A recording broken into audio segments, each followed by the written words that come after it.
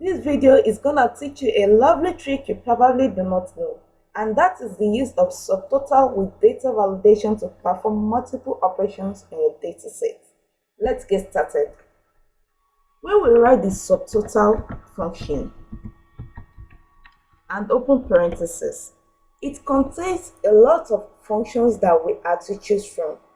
Now, how do we dynamically choose these options without having to write the formula for each option? That is exactly what I'm going to show you in this video.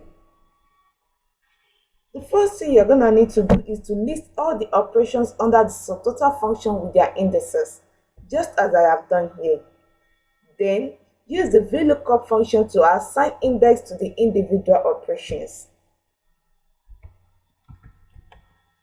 If you want to learn how to use the Vlookup function, I have a detailed explanation on that, and I'm going to leave the link in the description box. And I'll lock it. Come at the column index number will be 2, then exact match. And press enter. We have error here because I haven't put in any formula in this place.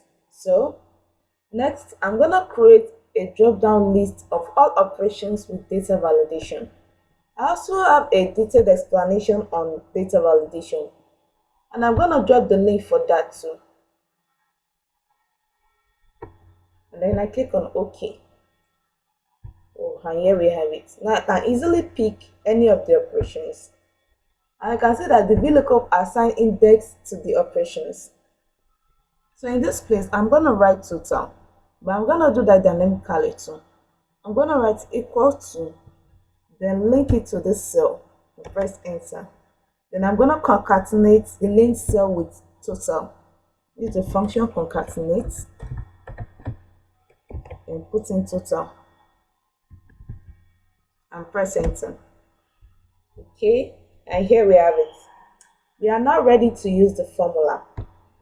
So I'm going to put in the formula, which is equal to subtotal, and press tab. Instead of putting in one of these functions, we are just going to use the index we created. Then lock it using the F4 function key, comma, and the reference will be the data. Then I press Ctrl Enter. Oh, and here we have it. I cannot easily and dynamically pick different operations using the data validation. Some, for example, or average, and others.